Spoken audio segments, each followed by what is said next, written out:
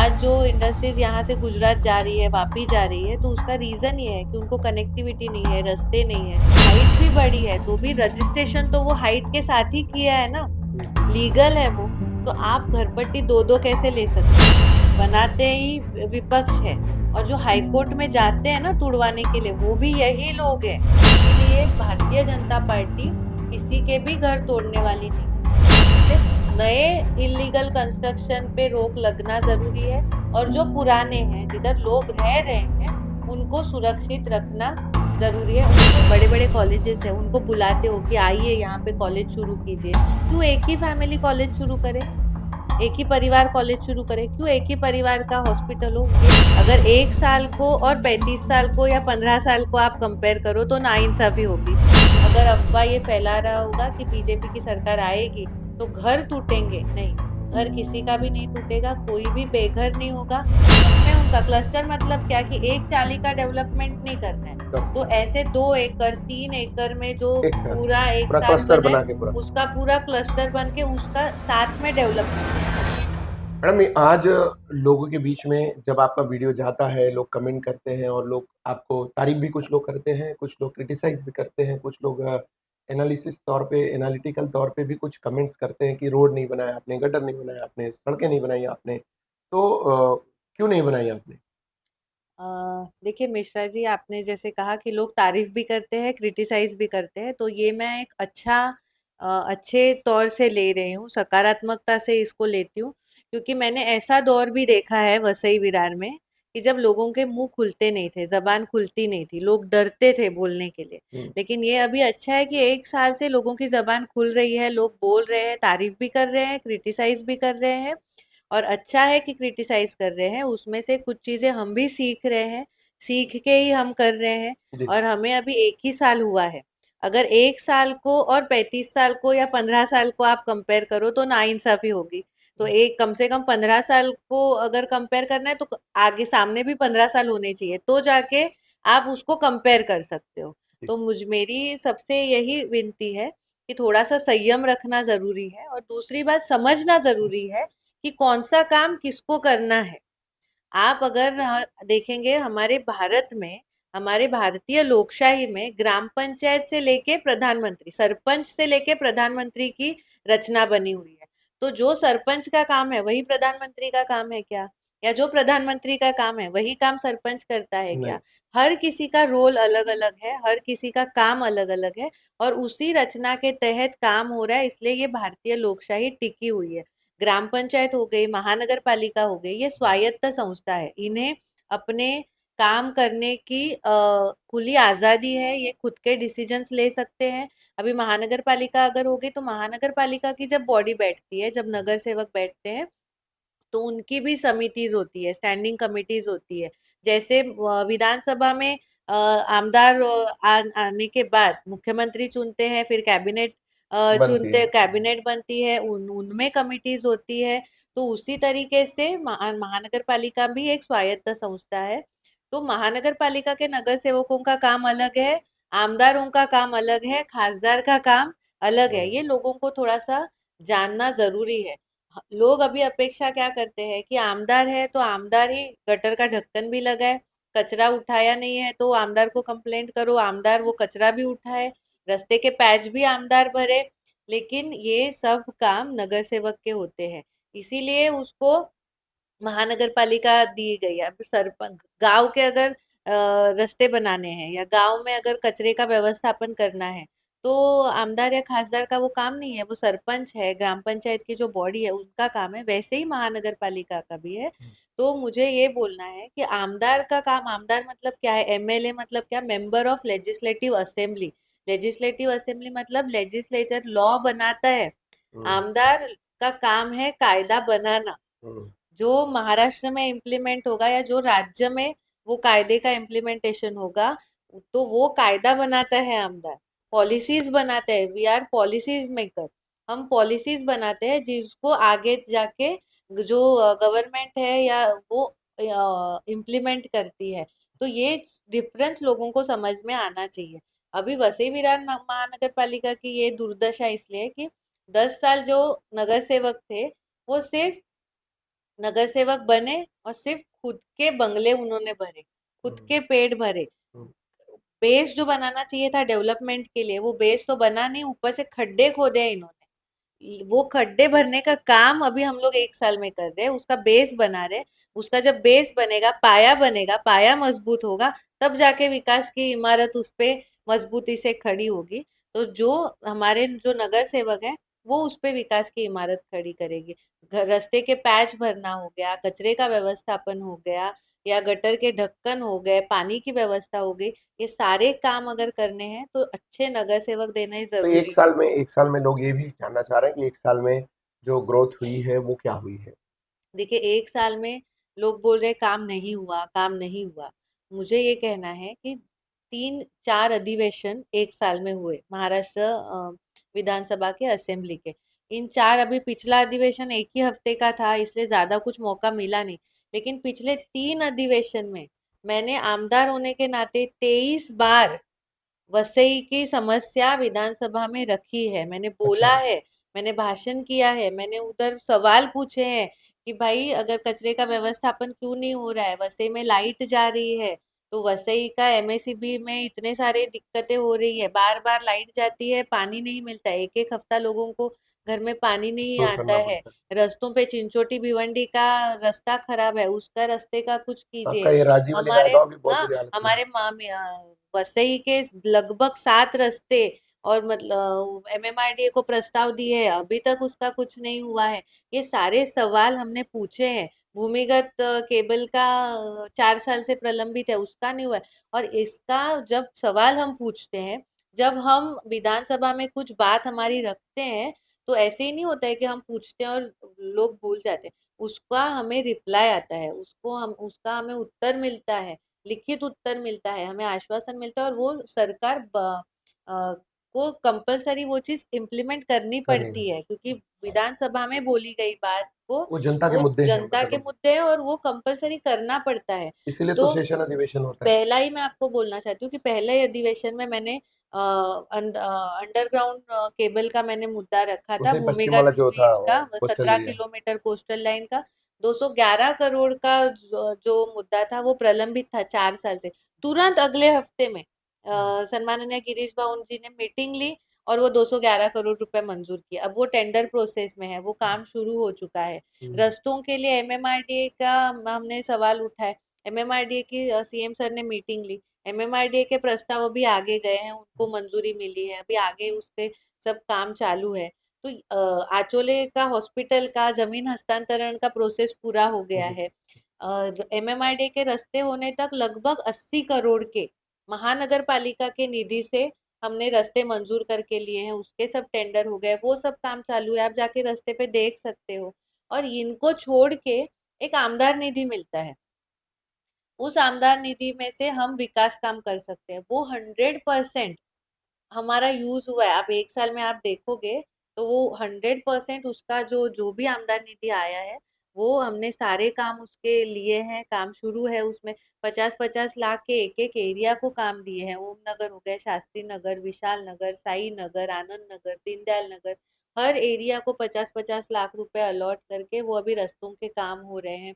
ग्राम पंचायत क्षेत्र हो गया पूरा, जो 9 प्रभाग मेरे इसमें 4 प्रभाग आते हैं, हाँ, HIAAUG, बसवीं रामानगर उसमें में। हर प्रभाग में आमदार निधि से काम हो रहे हैं, डीपीडीसी के फंड से काम हो रहे हैं, नगर विकास ने और निधि दिया है, लगभग अभी 25-30 करोड़ का महाराष्ट्र शासन ने निधि दिया है आमदार को, तो उसके काम हो रहे हैं। लगभग आप देखोगे तो 400 करोड़ का एसटीपी सैंक्शन हुआ है, 300 करोड़ का चिंचोटी भिवंडी का रोड जो प्रलंबित था, कोर्ट में अटका हुआ था, तो वो कोर्ट में मैंने लास्ट में ये 3 मीटिंग के बाद मैंने हमारे जो मंत्री है पीडब्ल्यूडी के शिवेंद्र राजे भोसले जी, महाराज हम कहते हैं, उनको कहा कि अगर ये कुछ इसका सॉल्यूशन नहीं निकल रहा है, तो एज ए लोक प्रतिनिधि मैं उसमें इंटरवेन करूँ क्या? हुँ, तो उन्होंने कहा कि नहीं, हम एज अ गवर्नमेंट हम कोशिश कर रहे हैं, और अगर अगले हफ्ते तक उसका रिजल्ट नहीं आया, तो फिर मैं आपको रोकूंगा नहीं, क्योंकि आपको भी लोगों को जवाब देना है, देना है, जी। आप उसमें इंटरवीन कीजिए। लेकिन उन्होंने जो मुझे कहा, वो उन्होंने किया, और एक हफ्ते के अंदर हाईकोर्ट से ऑर्डर आई, और उस रास्ते का काम अभी शुरू हो शुरू गया है। है। तो आमदार के नाते हम भी पूरी कोशिश कर रहे हैं, काम कर रहे हैं, और गवर्नमेंट भी हमें सपोर्ट कर रही है, क्योंकि महायुति के मंत्री है, महायुति की के उप मुख्यमंत्री है, हमारे मुख्यमंत्री है, तो वो भी हमें सब सपोर्ट कर रहे हैं। बस थोड़ा सा संयम रखने की जरूरत है, क्योंकि इतने साल में जो समस्या सुलझी नहीं, वो एक साल में कैसे सुलझ सकती है। उसको शुरू कर सकते हैं हम सुलझाना, लेकिन पूरी तरीके से थोड़ा तो समय लगेगा सुलझने के लिए। घर तुड़वाई। मिशा जी, थैंक यू ये सवाल पूछने के लिए, क्योंकि बहुत जगह पे ये नरेटिव फैलाया जा रहा है, ये अफवाह फैलाई जा रही है कि बीजेपी की सरकार आएगी तो आपके घर तोड़ेंगे। कहाँ फैलाया जा रहा है? तो जो चाली के घर हैं, जो अनधिकृत बांधकाम है अभी वहां पे, मैं ये कहना चाहती हूँ कि अभी तक जो घर इन्होंने बनाए हैं और किसके वजह से टूटे, ये देखना जरूरी है। अगर आप मोडस ऑपरेंडी देखेंगे लोगों की, तो बिल्डर इनके, मतलब विपक्ष के, बनाते ही विपक्ष है, और जो हाईकोर्ट में जाते हैं ना तुड़वाने के लिए, वो भी यही लोग हैं। इनका ही रैकेट है। हाईकोर्ट में जाएंगे, ऑर्डर लेके आएंगे, महानगर पालिका के अधिकारियों से हाथ मिल के नोटिसेस देंगे, और फिर जब ये चाली टूटेगी तो वापस यही बिल्डर उधर चाली बना के वापस ये बेचेंगे। तो ये जो रैकेट है, ये लोगों को समझना जरूरी है। कल ही सीएम सर आए हैं, कल सीएम सर ने ये चीज कहा कि हम घर तोड़ने वालों में से नहीं है, घर बनाने वालों में से है। शिंदे साहब के बारे में भी उन्होंने कहा, खुद के बारे में भी कहा कि हम दानत है, हम देने वाले हैं, हम लेने वाले नहीं है। तो ये चीज लोग ध्यान दे कि बीजेपी की सरकार ऐसी सरकार है जो एसआरए का इम्प्लीमेंटेशन करना चाहती है, जो क्लस्टर योजना का इम्प्लीमेंटेशन करना चाहती है। अब एसआरए में क्या होगा कि जिनके 2000 तक घर है, 2000 साल तक, उनको फ्री में घर मिलेगा। जिनके 2011 तक जिनके घर थे, उनको 2 लाख रुपए दे के वहां वहीं पे आप, अगर एसआरए उधर डिक्लेयर होती है वो जगह, तो वहां पे आपको घर मिलेगा। 2011 के बाद के घरों का क्या? वसई विरार में सबसे ज्यादा जो चाली बनी है वो 2011 के बाद की बनी हुई हाँ, है। क्योंकि 9 के बाद तो महानगर पालिका बनी। बहुत सारे जगह में 2011 के बाद ये सारी चालियां बनी है। तो उनका क्या? तो इसीलिए सीएम सर ने और डीसीएम सर ने थाना में, मुंबई में क्लस्टर योजना लाई है।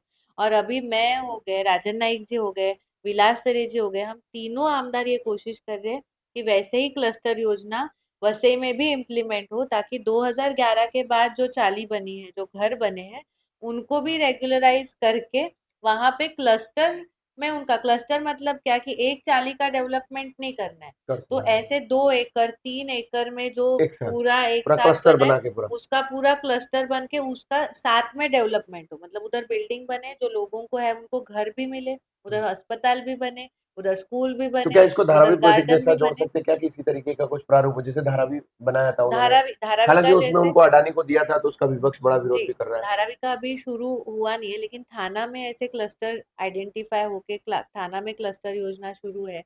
मुंबई में भी कई जगह पे शुरू है। अपने यहाँ पे बड़े क्लस्टर आइडेंटिफाई करने से अच्छा छोटे छोटे क्लस्टर आइडेंटिफाई करके उनको डेवलप करना जरूरी है। और इसके लिए अगर हम ये सोचेंगे कि यहीं के लोग डेवलप करेंगे, यहीं के लोग डेवलप करेंगे, तो चीज नहीं होगा। हमें बाहर से लोगों को बुलाना पड़ेगा, अच्छे लोगों को, जो लोगों को फंसाए नहीं, जो लोगों के साथ ईमानदारी से काम करे, जो गवर्नमेंट के साथ ईमानदारी से काम करे। और इसीलिए भारतीय जनता पार्टी किसी के भी घर तोड़ने वाली नहीं है।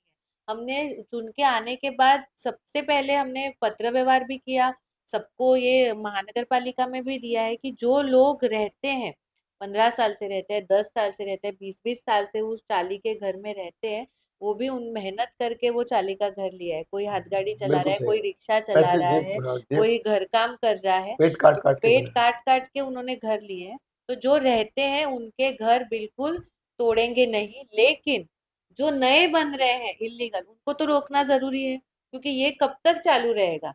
कहीं ना कहीं उसको रोक लगाना जरूरी है। इसलिए नए इलीगल कंस्ट्रक्शन पे रोक लगना जरूरी है, और जो पुराने हैं, जिधर लोग रह रहे हैं, उनको सुरक्षित रखना जरूरी है, उनको रेगुलराइज करना जरूरी है। तो इस तरीके से हमारा काम शुरू है। कोई भी अगर अफवाह ये फैला रहा होगा कि बीजेपी की सरकार आएगी तो घर टूटेंगे, नहीं, घर किसी का भी नहीं टूटेगा, कोई भी बेघर नहीं होगा। कमर्शियल इलीगल जो हाँ, कॉमर्शियल। एस्टेब्लिशमेंट है, हाँ, उन पे जरूर हथौड़ा चल सकता है, क्योंकि वो कमर्शियल है, वो घर नहीं है किसी का। लेकिन वापस वही आता है कि वो कितने साल से है, क्या है, उनको रेगुलराइज कर सकते हैं कि नहीं कर सकते, वो भी चीजें देखी जाएगी। किसी पे भी अन्याय नहीं होगा, किसी का घर नहीं टूटेगा, कोई बेघर नहीं होगा। हुँ, उल्टा जो चाली में रह रहे हैं, उनको ना पानी है, ना उनको शौचालय है, उनको लाइट नहीं है, उनको रास्ते नहीं है। तो इनका अगर क्लस्टर डेवलपमेंट हम करेंगे, तो ये सारी सुविधा, एक तो उनका लीगल खुद के हक का घर रहेगा, कोई उनको वहां से घर से कभी भी नहीं निकाल सकता है, उनको पानी मिलेगा, उनको शौचालय मिलेगा, उनको लाइट मिलेगा, उनको रास्ता मिलेगा। तो ये सारी सुविधा देने का प्रयास हम लोग कर रहे हैं। तो कोई भी फेक नरेटिव, झूठे नरेटिव में लोग ना फंसे, और भारतीय जनता पार्टी के साथ खड़े रहे। वसई विरार की इंडस्ट्रीज़ आज दम तोड़ रही हैं। लोग वापी की तरफ प्लान कर रहे हैं, अधिकांश लोग चले भी गए हैं और जो लोग हैं वो मजबूरी में है, ऐसा देखा जा रहा है। उनके बायर्स विजिटर्स जो भी हैं, उन सब से कनेक्टिविटी इश्यूज़ है। तो इस बारे में क्या सरकार कभी कुछ प्लान किया है अभी तक कुछ? अ, यहाँ की जो इंडस्ट्री है, वसई विरार नालासोपारा, जी। इसमें लगभग 30,000 इंडस्ट्रीज अपने इलाके में है। और इधर का हम ये सोच रहे हैं कि हमें एक मिनी एमआईडीसी भी जरूरत है, वो भी हाँ। मांग हमने की है मिनी एमआईडीसी की। जो हाईवे पट्टे में मालजीपाड़ा की तरफ जगह है, हुँ। रिजर्व जगह है, वहां पे हमने एमआईडीसी की मांग की है। और जो अभी इंडस्ट्री एग्जिस्ट करती है, जो 30,000 इंडस्ट्रीज है, उन्हें एक विशेष निधि का प्रयोजन करके सरकार दे, उन्हें एक विशेष दर्जा इंडस्ट्रियल एरिया का सरकार दे, ये भी मांग हमने की है। क्योंकि आपने जैसे कहा कि जो बेसिक सुविधा है, रास्ते की है, लाइट की है, वहां पे कचरे व्यवस्थापन की है, तो ये नहीं, हम अभी तक महानगर पालिका 15 साल में ये कुछ भी उनको बेसिक नीड्स उनकी पूरी नहीं कर पाई है। और इसीलिए आज जो इंडस्ट्रीज यहाँ से गुजरात जा रही है, वापी जा रही है, तो उसका रीजन ये है कि उनको कनेक्टिविटी नहीं है, रास्ते नहीं है, लाइट यहाँ पे बार बार जाने का जो प्रमाण है वो बहुत ज्यादा है। तो ये सारी जो समस्या है वो सुलझाना हमारी प्राथमिकता है। और इसीलिए हमने जो महावितरण के साथ हमने 3 बैठक ली, उनके जो मिश्रा सर है कल्याण के हमारे हेड, तो उनके साथ बैठक ली। अभी यहाँ के इंडस्ट्रियल एरिया के लिए अलग से महावितरण को हमने कहा कि आप डीपीआर बनाइए, वो डीपीआर रेडी हो चुका है। और उस डीपीआर के अंतर्गत जो भी बेसिक सुविधा महावितरण की जो देनी है उनको, वो सारी अभी मुझे लगता है आने वाले 6 महीने में उनको टारगेट दिया गया है कि 6 महीने में वो सारी लाइट की व्यवस्था करे, ताकि जो बार बार लाइट जाने का जो प्रमाण है वो कम हो सके, जो फ्लक्चुएशन है वो कम हो सके, और मशीनें बंद हो जाती है, बंद पड़ बिल्कुल। जाती है, इन्वर्टर के खर्चे ज्यादा है, जनरेटर के खर्चे ज्यादा है, तो उस पे कंट्रोल आ सके।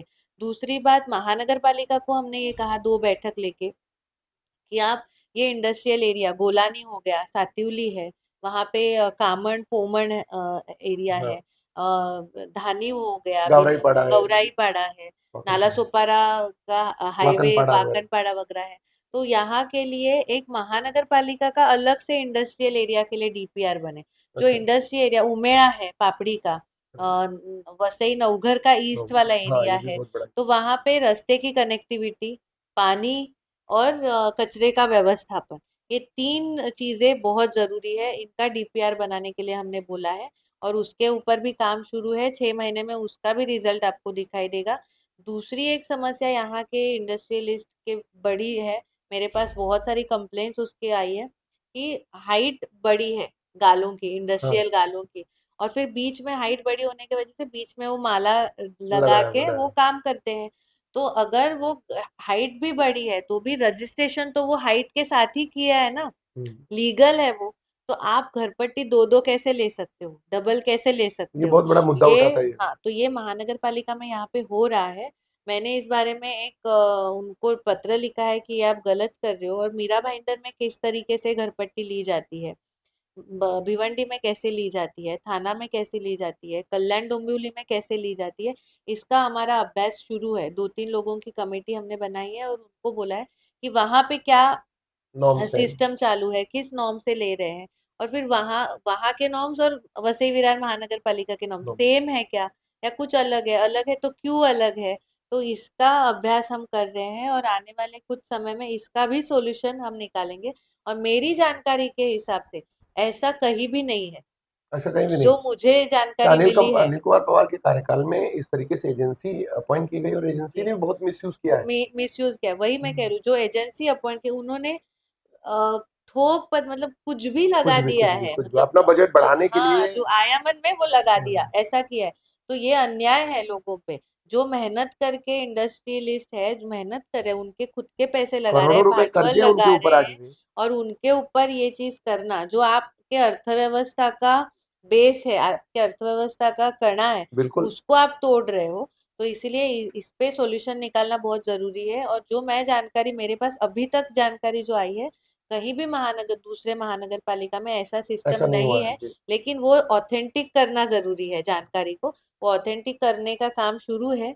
और जब वो ऑथेंटिक इन्फॉर्मेशन हमारे पास आएगी, उसके ऊपर भी ठोस कार्रवाई की जाएगी, ये मैं आपके द्वारा आश्वासन देना चाहती हूँ। आज के इसमें थोड़ी सी बातचीत हुई थी हमारी।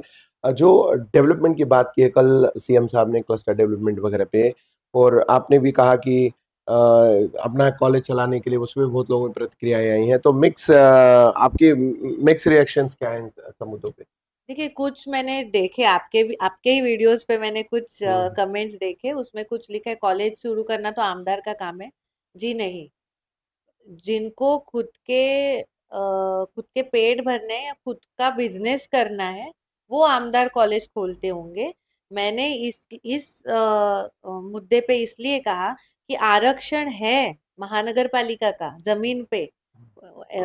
कॉलेज का आरक्षण है, स्कूल का आरक्षण है, हॉस्पिटल का आरक्षण है। तो क्यों नहीं महानगर पालिका उस आरक्षण पे एजुकेशनल हब बनाती है? क्यों नहीं आप कॉलेज, बड़े बड़े कॉलेजेस है, उनको बुलाते हो कि आइए यहाँ पे कॉलेज शुरू कीजिए? क्यों एक ही फैमिली कॉलेज शुरू करे, एक ही परिवार कॉलेज शुरू करे? क्यों एक ही परिवार का हॉस्पिटल हो? ये मेरा मुद्दा था।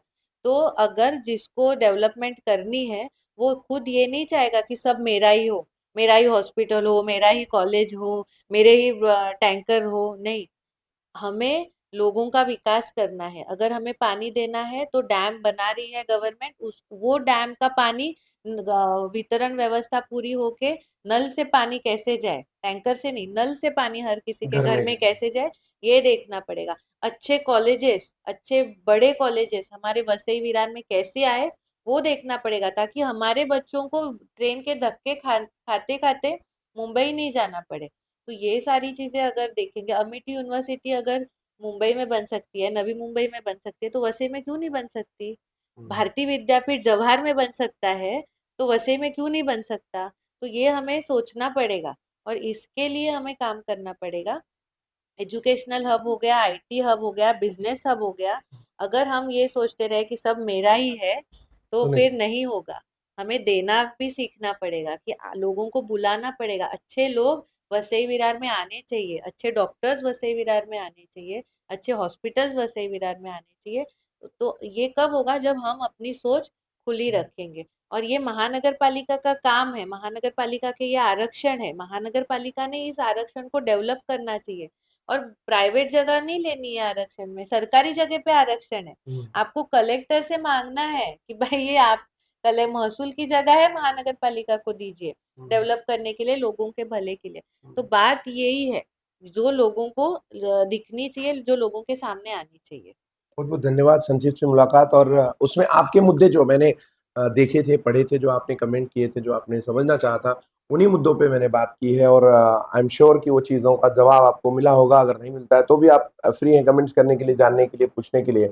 सवाल पूछना बहुत ज़रूरी होता है, क्योंकि चुने हुए प्रतिनिधि को ये समझ में आता है कि उनकी आपकी ज़रूरतें क्या हैं और आपकी भावनाएं क्या हैं, ये समझना बेहद ज़रूरी होता है। इसी प्रयास में मैं एक बार फिर से माननीय विधायक जी का धन्यवाद करना चाहूँगा कि उन्होंने मेरे इन मुद्दों पर मेरे सवालों का जवाब दिया। तो सभी जो हमारे जुड़े हुए जितने भी दर्शक हैं, उनको ये कहना चाहूँगा कि निश्चित तौर पे आपका अधिकार है, वोट देना भी अधिकार है, सत्ता सरकार चुनी भी आपका अधिकार है, और इसी क्रम में आप आने वाले दिनों में चुनाव में प्रक्रिया में फिर से जा रहे हैं और आपके प्रतिनिधि चुनने वाले हैं आप। तो बेशक आप अपनी इस उत्सव का आनंद उठाइए और लोगों के साथ जुड़िए, अपने अपनी पसंद का प्रतिनिधि चुनिए, जो आपको पसंद, जिसे आप पसंद करते हो और जो आपके पैरामीटर्स पे खरा उतरता हो। फिलहाल हमसे जुड़ने के लिए सभी साथियों का एक बार फिर से बहुत धन्यवाद, आभार। हमारे साथ जुड़े रहे, देखते हैं मेट्रो सिटी समाचार।